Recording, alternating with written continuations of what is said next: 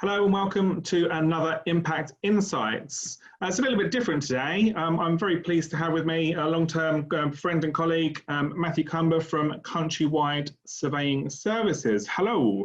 Hi Dale, how are you? Yeah, I'm good. Thank you for giving me your time. No Now, obviously, I do a lot of these with lenders, but we haven't really brought a surveying company into the mix. So this is going to be quite good because it's obviously going to be something a little bit different. So just a quick rundown. What is it you do? What is the market that you serve? And what sort of challenges have you had, probably more than most actually, over the last 5 months? Yeah, quite a few. I suppose for me, I am the Managing Director of Countrywide Surveying Services. So I suppose responsibility covers three main areas. That is primarily our surveyors, and there's nearly 500 of those that go out and about. Then our sort of back office, huge sort of operations centre, which for Countrywide Surveying Services is based up near Derby. Okay. And the third main area is our sort of technical services area, which is our experts that are able to answer the weird and the wonderful and the, I suppose the hot topic conversations that are going around at the moment. Sure. Yeah, and I suppose I took over in January. I've been with Countrywide for about 5 years, but took over as the MD role in January. And obviously, as we all know, within sort of less than 2.5 months, we're entering into a lockdown situation. So there you go. That was a nice one to pick up, isn't it? Nice challenge, yeah. Yeah. I suppose it's safe to say, and I suppose it's the same with all of us that have been in business. Some of us, have been through financial crashes. We've been there. I was heavily involved in the lender side, hence where we know each other from back in the day. Sure. I've never experienced anything like it. I think it's fair to say there was nothing like this. You just did not know from one day to the next what was happening. Yeah. The easy decision was that when we went into lockdown, it was to pull all our people off the road and their home based. That was fundamentally quite straightforward. I suppose, you jump ahead when you got through the period. The more difficult period was actually bringing everybody back into the business.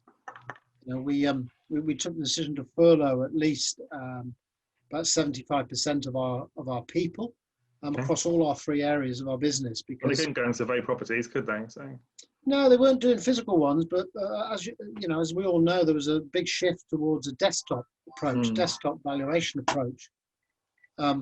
So that I suppose that kept us going. It kept the industry moving to a certain degree. And there was a big ability and willingness from lenders and all the industry, I think, to keep things going as best as we possibly could. Sure. Yeah.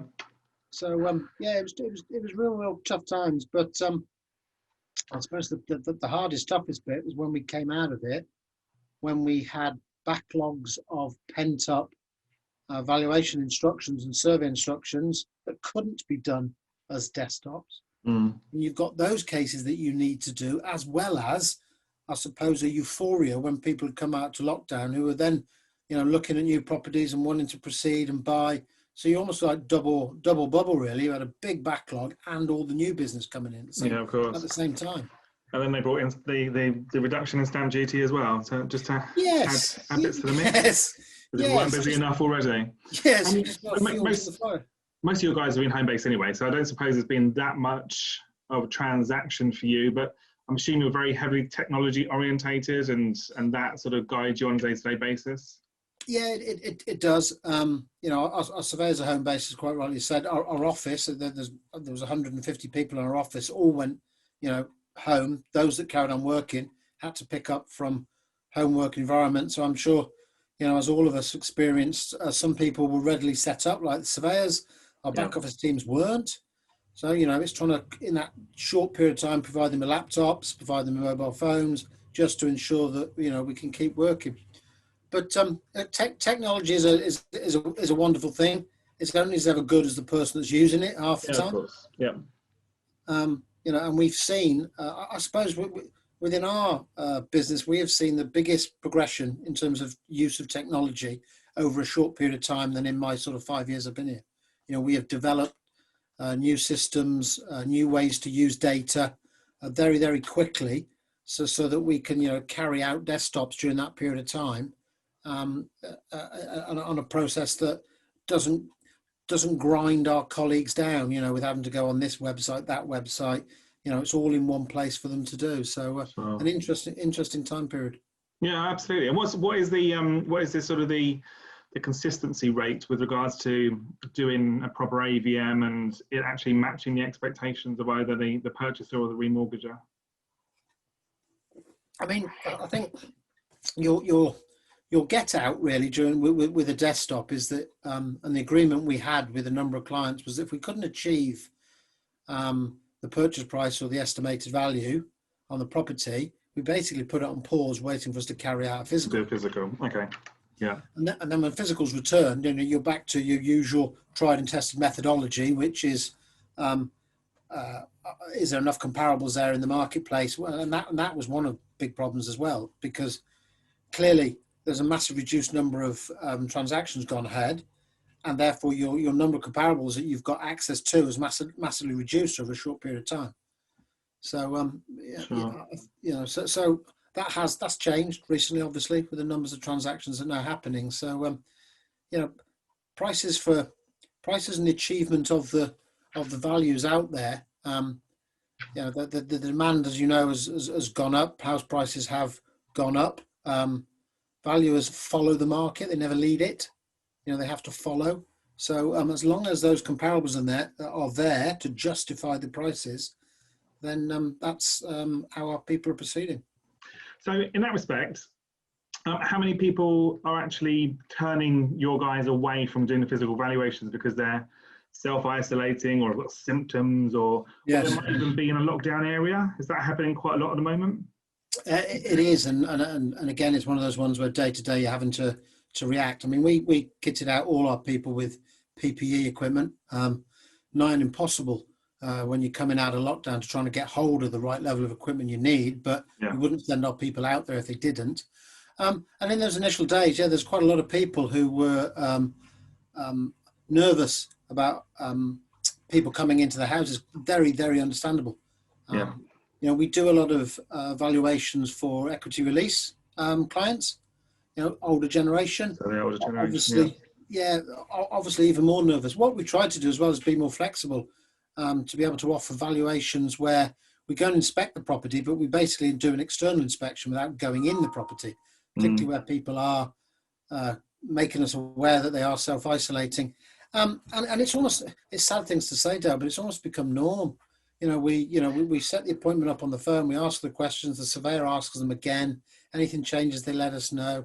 But we've obviously also had to manage where our people have suddenly said, right, I've got the symptoms, I've gone for a test, got to self-isolate. So, we have to cancel appointments for those people. We have had a couple of surveyors who have tested positive over this period. I think it's inevitable as a percentage of the population. Touch wood, everyone is back at work and fit and healthy, so that's good. But in lockdowns, Leicester was obviously the first one. Even though the guidance still allowed us to carry out the government guidance, that is inspections in properties, you have to be reflective of, I suppose, the moral mood of the country as well as what your own people are telling you. And our own people told us they weren't comfortable going into Leicester carrying out valuations inside people's properties when everything else was locked down. So we just backed off for the period of time we need to back off, revert back to doing desktops where we could for a while, and obviously reconvene with the physicals as and when it was open. But there's these issues up in the northwest. There's obviously Scotland and Glasgow's happened. So we just react as we need to react. And as I said, it's become, unfortunately, a bit of a normal BAU. And I think it's going to be for quite a while yet, unfortunately. People are banding around 2-year periods and whatever else. And that is, you can very easily see that, seeing that we're 6 months into it already, and we haven't really batted an eyelid yet. Apart from obviously we're being allowed back out. And with that in mind, I mean, we're seeing from the mortgage side, we're seeing a lot more complex sort of scenarios that are going on. So more complex properties, HMOs, student lets, all that sort of stuff. Is that a common picture with you guys? Are you going out and valuing different, more complex scenarios than maybe you would have been 6 months ago? Yes, and I also think added to that as well is the more complex legislation around it. You're talking about HMOs, that difference between a buy-to-let and a HMO now. whereas for ourselves, we don't have many contracts with clients that enter into HMOs. We do have some, and we do obviously carry that out.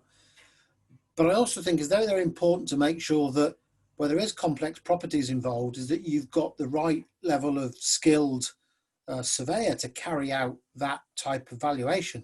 You know, that isn't every general surveyor or valuer that's out there. You know, it does require a certain level of training. It does require a certain level of understanding, and keeping up with those legislative changes as well is very, very important.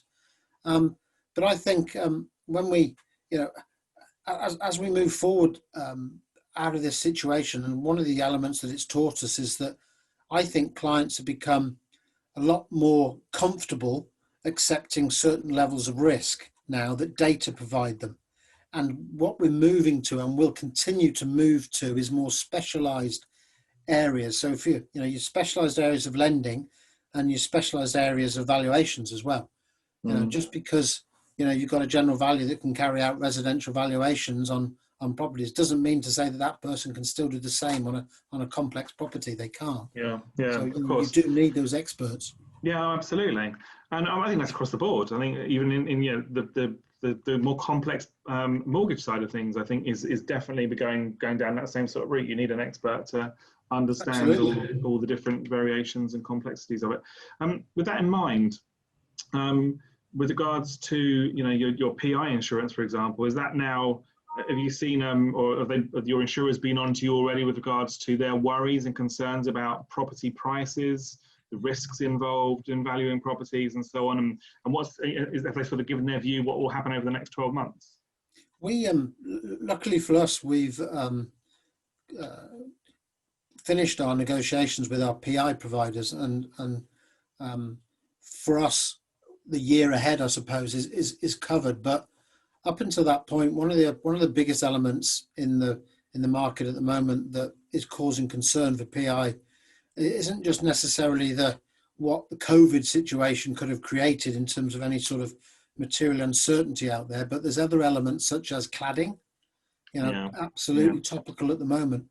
And I suppose we're lucky as a big surveying organisation, as part of a big group, we can secure the right level of PI cover to cover us. But I am aware of several firms that have either decided that the cost of PI is too high for them to continue in residential valuations, or the fact that, you know, they've not been able to get any insurance cover.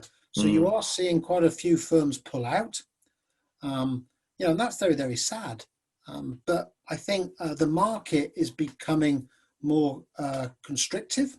Those insurers that are still in it are clearly wanting a lot more information from us. The level of information we have to provide to them is intense. You know, so I am very, very sympathetic to the smaller, you know, smaller local firms that are having to go through this every year. So yeah, it's tough, and it's going to get tougher. I think it's the same with packages and everything else as well. PI and whatever else at the moment is all over the place. And so EW1S forms with regards to cladding as well. So that's coming out of our ears at the moment. But with regards to, I mean, I've got a hold of you here, which is great, and any broker would want me to ask the question. You've got a small house in London that's worth £3 million. You've got a huge farm up north that's worth £3 million. Why would that cost be the same? I mean, obviously there's a big jump from, you know, going over £1 million house up to 2 million to actually get a valuation done. Why would the cost be so different, or so the same, sorry, for such different size properties?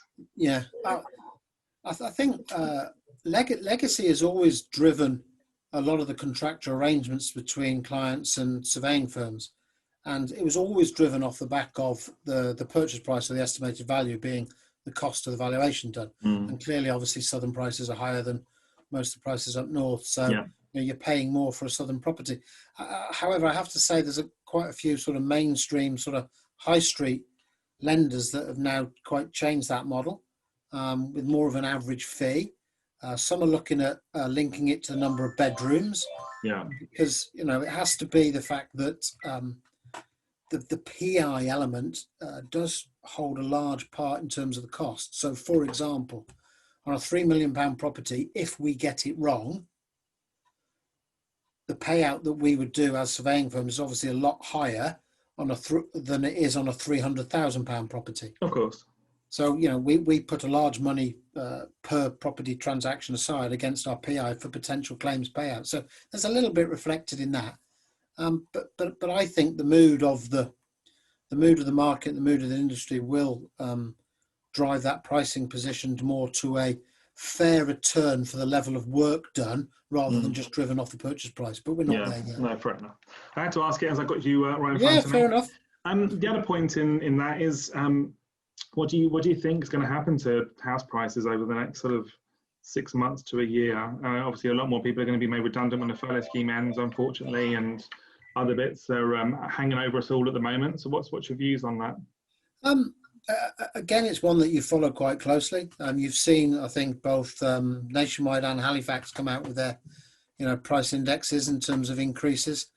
And I suppose the pent-up demand that there was and the bubble that we've gone into after we've come out of lockdown has obviously driven demand. And we're seeing different areas drive different levels of demand. There seems to be a shift from people wanting to move out of, city centres, a bit more space, buying more family homes. So those prices are still going well. Yeah. The market for me is absolutely dependent on, I suppose, over the next couple of months, really, of what happens in the employment market. And more importantly as well, Dale, what happens in terms of the lenders offering, I suppose, more of the higher loan to value products out there that people want, that first time buyers want, that the second time movers need. And if there's the lack of them, it will drive demand down. Yeah. I think right now it's a complete hokey cokey with regards to the high loan to value mortgages. One day they're in and the next day they're out again, and we've just seen the 90% go. We had a 95% for 2 days, and it was drawn after 2 days, and so on and so on. So, you mentioned house price indexes there. Are they really justified in the current climates with regards to, obviously we're on a legacy of 6 months of poor activity and so on? I think it's one of these things that just maybe don't pay that too much close attention to. It's obviously, it's a measurement, isn't it? So it's a measurement over a certain time period, certain elements, and nothing that we've ever seen before has had this situation. So it's something that is of interest that we clearly pay attention to, but more fundamentally, it's our individual surveyors paying individual attention to the areas they're in, because there's massive differentials. Yeah, of course. Always has been out there. We're just coming up to the end of our time, but just one quick question. Obviously, March is the end of the stamp duty reduction period. Are you geared up for an incredibly busy March? and our conveyancing team as well. Conveyancing will be, absolutely. Yeah. You're still hearing rumours out there, aren't you, that potentially to extend it or not. So you never know. And I think we've been here before where we've had these stamp duty sort of holidays, for want of a better terminology. But yes, we're well prepared for what's coming. Cool. That's been a really good insight. Just one last question. While you're the lockdown period, what was your box set of choice with your free time that you had? For me, unfortunately, I think by the time I'd finished on my 28th Zoom call of the day, work-related, it was just trying to get any form of telly in between the fact that I've got two, I suppose, adult daughters and a wife here that have to hog the telly before me now. So absolutely no chance of anything. Are they swimmers? Yes. The older one was a swimmer, not anymore. The younger one is at Loughborough, and she's moved from competitive swimming to playing water polo for Loughborough. So that's good. Brilliant. So it's carrying on in a father's theme. Fair play. I really appreciate your time. Thank you. That was really insightful. Appreciate it, Dale. Thank you for your opportunity. And thank you for watching. There'll be more of these coming shortly. In the meantime, thanks for watching. Keep safe, keep well. Speak soon.